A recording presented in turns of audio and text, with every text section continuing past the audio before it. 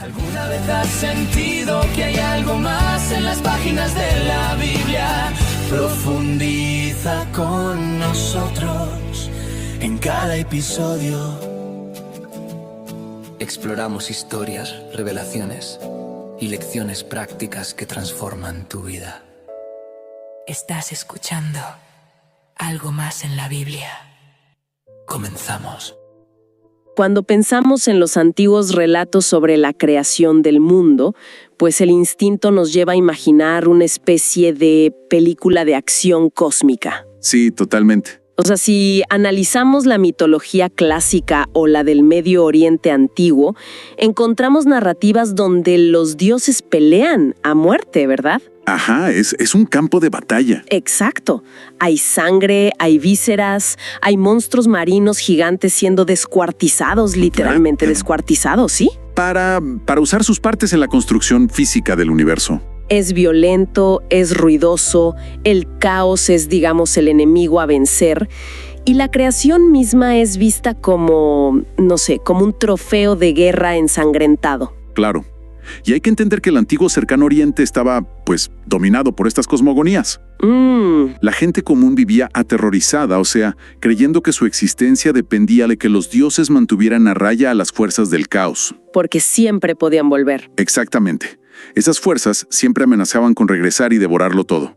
Entonces, la creación no era un regalo. Era más bien el resultado temporal de una carnicería divina. Una carnicería, wow. Pero luego abrimos el texto bíblico, llegamos al primer capítulo del Génesis y de repente esa película de acción frena en seco. Sí, cambia por completo. La pantalla se oscurece y en su lugar surge una voz tranquila, metódica, que no empuña un arma, sino que simplemente habla. Y al hablar, las cosas existen. Exacto. Y por eso hoy, para quienes nos escuchan, vamos a sumergirnos en una nueva inmersión profunda. Tenemos sobre la mesa una pila de textos fascinantes, estudios exegéticos, análisis históricos y reflexiones teológicas sobre un fragmento que suele pasar completamente desapercibido. Muy desapercibido, sí. El quinto día de la creación. Génesis 1, versículos 20 al 23. Y es que a primera vista, bueno, la narrativa del quinto día parece un simple inventario zoológico, ¿no? Aves por aquí, peces por allá. Tal cual. Sin embargo, al analizar las capas literarias e históricas que tenemos en las fuentes, queda clarísimo que estamos ante una obra maestra de la subversión. Ajá. Es un texto escrito con una precisión, digamos, quirúrgica para desmantelar toda la cosmovisión de su época. Y para establecer las reglas del juego desde el principio con nuestra audiencia, la meta de hoy no es leer este texto como si fuera un manual de biología o de taxonomía moderna. No, para nada. Nuestra misión es descubrir cómo un antiguo relato sobre criaturas marinas y pájaros es en realidad una revolución filosófica y teológica llena de implicaciones sobre el caos, la ecología y, bueno, el valor de la vida. Así que, bueno, vamos a desempacar esto. Me parece perfecto. Antes de hablar de aves y peces como tal, me parece fundamental entender la arquitectura del lugar donde van a habitar. O sea, ¿por qué el texto invierte tanto tiempo en la estructura antes de mencionar la vida? Bueno, el contexto histórico aquí es la clave absoluta. Este texto pertenece a lo que los eruditos identifican como la tradición sacerdotal. La famosa fuente P, ¿verdad? Esa misma. Escrita o, digamos, compilada durante la época del exilio babilónico. E imaginemos la situación por un momento. Los israelitas han perdido su tierra. Su templo ha sido destruido por completo. Todo lo que les daba identidad. Exacto. Y están cautivos en Babilonia, rodeados de sigurats inmensos y de una cultura dominante que les repite todos los días que el mundo es un caos inestable. Claro, un terror psicológico constante. Totalmente. Entonces, para contrarrestar esa angustia, el autor presenta no a un guerrero, sino a un arquitecto cósmico. Ajá. El Génesis está diseñado con una simetría casi matemática. Los primeros 3 días son exclusivamente de formación, donde se separan los espacios. Ok, separar espacios. Sí, y luego los días del 4 al 6 son de llenado, donde se pueblan esos espacios que ya se formaron. Sabes, mientras leía las fuentes, pensé en una analogía para visualizarlo. Es como construir una casa. A ver. O sea, en los primeros 3 días, levantas las paredes, pones el techo, instalas las cañerías, separas, no sé, la cocina de la sala. Claro. Y obviamente no traes a los inquilinos mientras el cemento está fresco, ¿no? No, sería un desastre. Exacto. Y luego, en la segunda mitad de la semana, en los días 4 al 6, finalmente traes los muebles y a los habitantes para que ocupen esos espacios específicos. Pues esa analogía ilustra perfectamente la simetría del texto. O sea, si conectamos esto con el panorama general, el día 1 crea la luz. Ajá. Y su contraparte, el día 4, llena ese espacio con los astros. Claro, el sol y la luna. Exacto. Luego, el día 3 forma la tierra seca. Y el día 6 la llena con animales terrestres y la humanidad. Entonces, el quinto día, que es el que analizamos en esta charla, corresponde de manera directa al segundo día. El cielo y el mar. Así es, previamente el Creador había separado las aguas de abajo de las aguas de arriba, inaugurando el mar y el cielo. Y ahora, esos inmensos lienzos vacíos reciben por fin a sus habitantes naturales. Y lo que me fascina de esto, o sea, lo que realmente me llama la atención, es que demuestra a un Dios de orden, que no improvisa. Para nada. No hay un ups, creé un pájaro pero no tengo cielo donde ponerlo. Exacto, todo está milimétricamente planeado. Pero aquí surge mi primera gran duda al cruzar las fuentes para este análisis. Ya entendemos que el escenario está listo. El agua y el cielo están en su lugar. Ajá.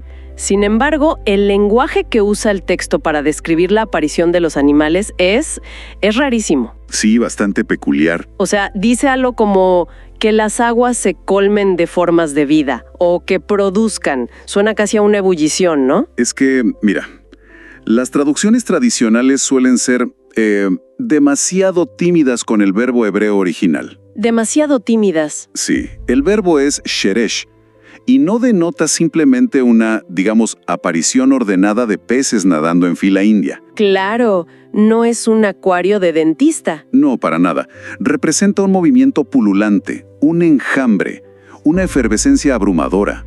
Gramaticalmente, este verbo está escrito en una forma intensiva que sugiere que las aguas literalmente hierven de vitalidad. ¡Wow! O sea, hierven de vida. Es una proliferación masiva, desordenada a nuestros ojos humanos, pero impulsada por una energía inmensa. Y el texto llama a estas criaturas acuáticas seres vivientes, que, investigando las fuentes, vi que usa un término hebreo que me dejó perpleja, nefesh hayá. Ah, el famoso nefesh.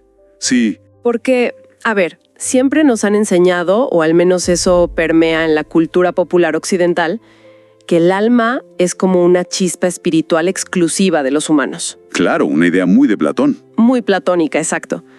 Pero aquí, el Génesis le está otorgando esta categoría de alma viviente a, no sé, a un banco de sardinas o a unas gaviotas. Sí. Sí. Me cuesta procesar esto. ¿El texto antiguo realmente argumenta que una gaviota tiene la misma esencia vital que un humano? Bueno, el problema ahí surge porque solemos proyectar la filosofía griega sobre el mundo hebreo antiguo. Ah, ¿va? Para los griegos, el alma era una entidad inmaterial atrapada en un cuerpo físico. Pero para el pensamiento hebreo, el nefesh no es un fantasma. ¿Qué es entonces? Literalmente significa garganta. ¿Garganta? Sí, denota el aliento vital, la vida consciente y deseante.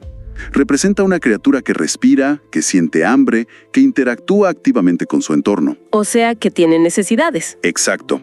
Y el detalle crucial, lo que realmente vuela la cabeza aquí, es que el mismo término, nefesh hayá, se utiliza unos capítulos más adelante para describir al ser humano cuando recibe el aliento divino en Génesis 2. O sea que establece una continuidad biológica y vital asombrosa. Asombrosa, sí.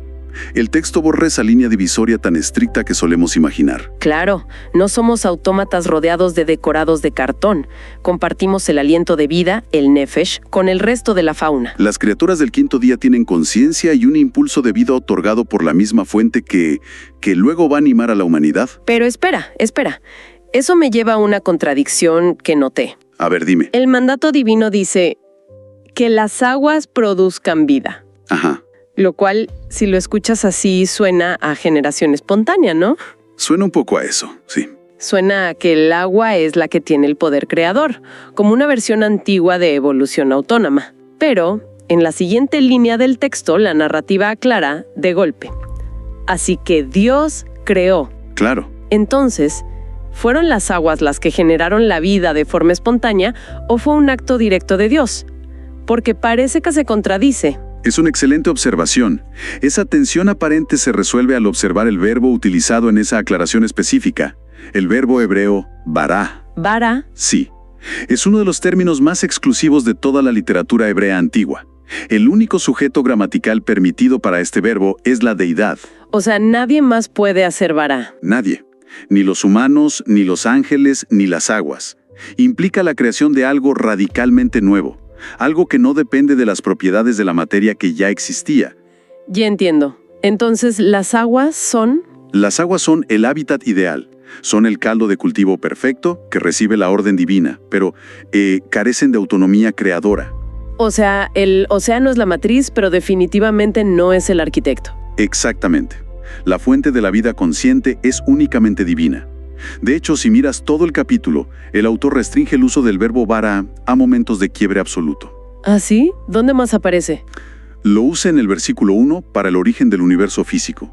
Luego aquí, en el 5º día, para la aparición de la vida consciente. Ok. Y finalmente lo reserva para la humanidad. Es, digamos, un marcador literario de que algo sin precedentes acaba de irrumpir en el cosmos. Bueno, y aquí es donde se pone realmente interesante. Sí. Porque si el uso de bara implica un acto directo, radical, con soberanía absoluta por parte de la deidad, resulta fascinante ver qué criaturas específicas requirieron este verbo. Totalmente. O sea, en medio de los bancos de peces y las aves comunes, el texto hace una mención súper específica en el versículo 21 a la creación de los grandes monstruos marinos. Ah, los famosos taninim. Exacto. Los taninim. Y a ver, para nuestra mente moderna, leer sobre grandes monstruos marinos pues es pensar en calamares gigantes o en orcas o cachalotes.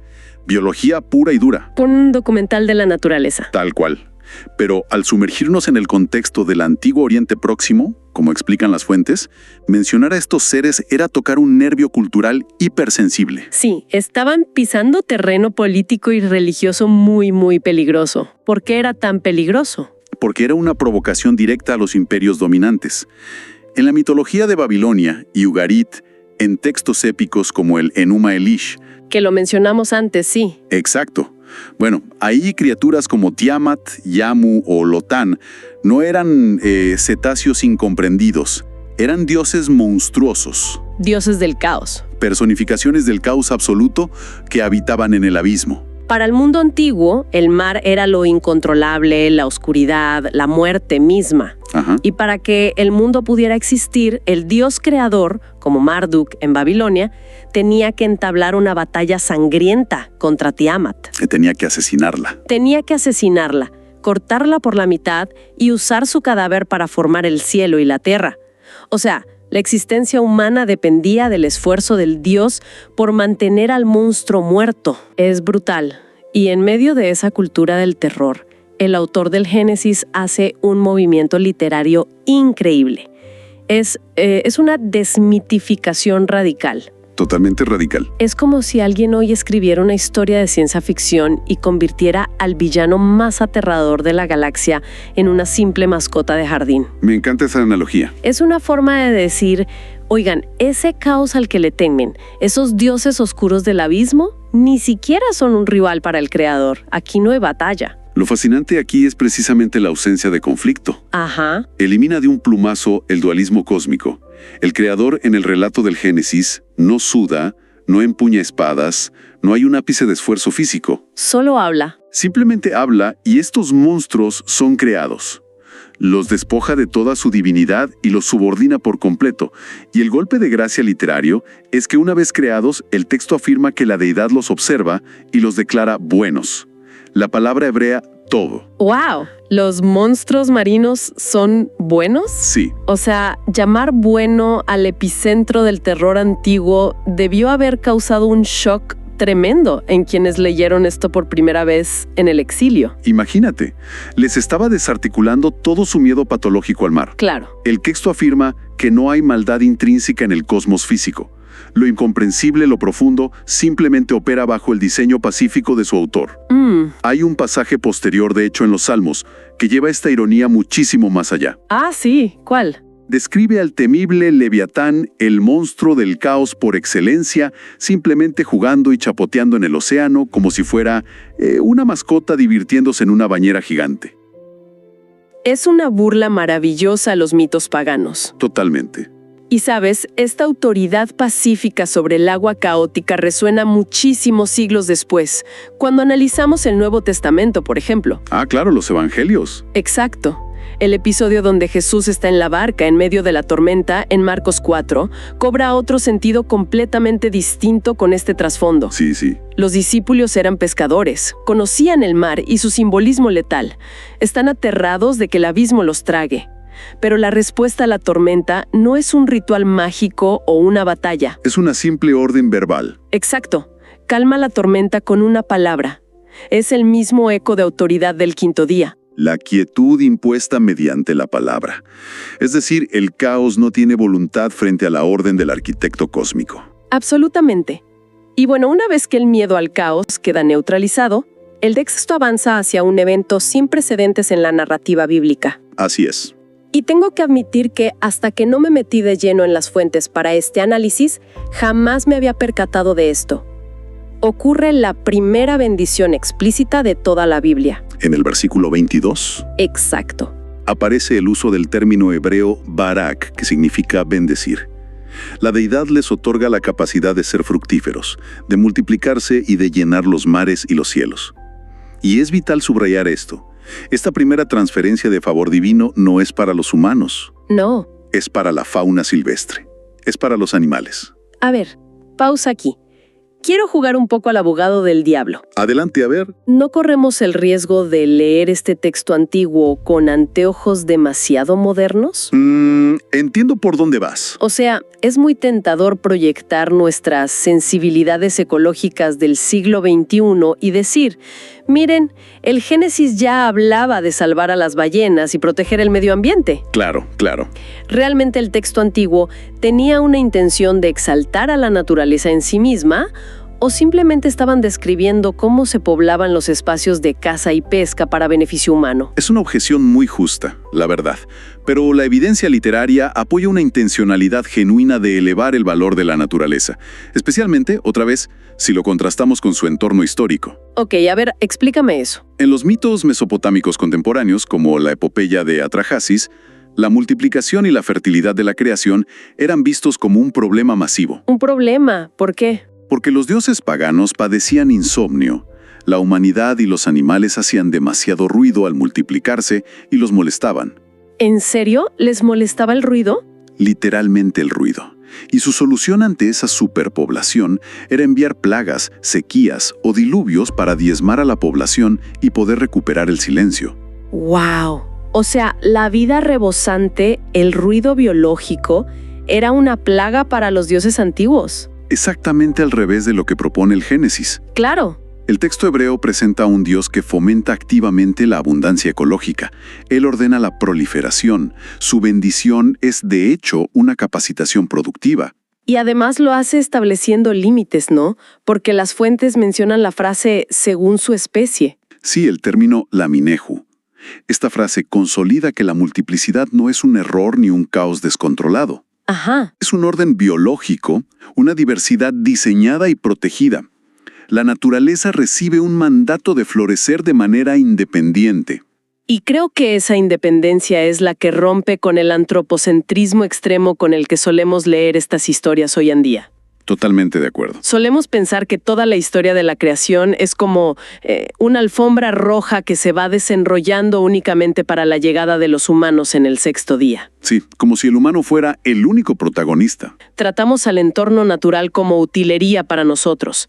Pero el hecho de que Dios bendiga a los animales primero y de forma directa sin intermediarios humanos significa que la naturaleza tiene un valor propio ante Dios, ¿verdad? Sí, tienen un valor ontológico intrínseco. Existen y son buenos independientemente de lo útiles que sean para la humanidad. Y fíjate que ese es el fundamento de una ecoteología bíblica profunda, muy anterior a nuestros debates modernos sobre sostenibilidad. Claro. La fauna y la flora no son meros recursos esperando pasivamente a que la humanidad les dé sentido. Ya tienen un propósito directo de su creador: existir, multiplicarse y habitar sus ecosistemas. Al reconocer esto, el papel del ser humano, que aparece recién en el sexto día, no puede ser el de un tirano que depreda el mundo como si fuera un botín de guerra. Sino el de un guardián. Exacto. El de un guardián de una obra de arte que ya poseía una bendición y un valor mucho antes de su propia existencia. ¡Qué poderoso! Entonces, ¿qué significa todo esto al final del día, para quienes nos sintonizan hoy? Bueno, creo que hay varias lecciones. Si recopilamos estos hallazgos, vimos una arquitectura cósmica meticulosa, una vitalidad desbordante otorgada mediante un decreto pacífico, la burla genial a los dioses del caos transformándolos en fauna inofensiva y este inmenso respeto por el valor intrínseco de la vida silvestre. Sí, un resumen perfecto. Siento que hay un mensaje tremendamente íntimo aquí. Para cualquier persona en la audiencia que sienta que está navegando en aguas caóticas en su propia vida, Qué buena metáfora. lidiando con ansiedades, incertidumbres o miedos que parecen esos monstruos marinos devoradores, este pasaje es un recordatorio de que no hay caos ni profundidad que esté fuera del orden y la bondad del arquitecto. El caos ha sido domesticado. Exacto. Y también nos invita a observar la biodiversidad no como un accidente, sino como una explosión de generosidad divina. Y esto plantea una pregunta importante sobre nuestra responsabilidad, ¿no crees? A ver. Si comprendemos que nuestro entorno natural es el portador de la primera bendición de la historia, entonces interactuar con el planeta exige un respeto reverencial. Totalmente. Destruir un ecosistema por codicia o negligencia no es solo un problema ambiental contemporáneo. Según la métrica de este texto antiguo, es un acto de vandalismo. Vandalismo contra una obra de arte. Contra una obra que fue declarada buena por su propio autor milenios antes de que nosotros llegáramos a la escena. Absolutamente. Y bueno, para cerrar, quiero mencionar un detalle literario sutil pero poderoso que noté en las fuentes y me dejó pensando. Dime. El texto cierra la narrativa de cada una de estas etapas diciendo, y pasó la tarde y llegó la mañana. Sí, la fórmula de cierre. En nuestra cultura occidental moderna, el día empieza con la luz de la mañana y termina cuando nos sumergimos en la oscuridad de la noche. Nuestro reloj avanza de la luz hacia las sombras. Ajá. Pero en la narrativa hebrea antigua, la tarde precede a la mañana. El ritmo es completamente inverso. Sí, el día siempre nace con el anochecer. La caída del sol marca el inicio de la nueva jornada. Es un patrón poético hermoso. El orden de la creación siempre va de la penumbra a la claridad. Siempre hacia la luz. Entonces, para cualquier persona de nuestra audiencia que sienta que está atravesando su propia tarde oscura, un periodo de pérdida o duda, la estructura misma del cosmos promete que la mañana es lo que sigue. Qué gran reflexión. Pero antes de irnos, quiero dejar sobre la mesa algo para que la audiencia lo explore por su cuenta. Un pensamiento provocativo. A ver, lánzalo. Si el relato del Génesis tuvo tanto éxito en desmitificar a estos monstruos del caos, convirtiéndolos en criaturas marinas inofensivas, ¿por qué regresan más tarde en la Biblia? Uy, es verdad. Si avanzamos en la literatura, el monstruo del mar reaparece. Vemos al fiero leviatán indomable en el libro de Job y vemos a la bestia aterradora que surge de las aguas turbulentas en el libro de Apocalipsis. ¿Es como si la sombra volviera a acechar? Exacto. Parece que la tensión con el abismo nunca se resolvió del todo y que las culturas antiguas sabían que el orden siempre requiere un mantenimiento constante contra las sombras que intentan filtrarse de vuelta. Una batalla metafórica continua. Así es, una que vale la pena seguir rastreando. Bueno, muchísimas gracias por acompañarnos a desenredar esta joya literaria milenaria. A quienes nos escuchan, sigan observando, sigan cuestionando los textos y nos encontramos en la próxima Inmersión Profunda. Envíenos sus sugerencias y comentarios a nuestro correo electrónico ministerio@jesusislife.net. Este programa es una producción de Jesus is Life.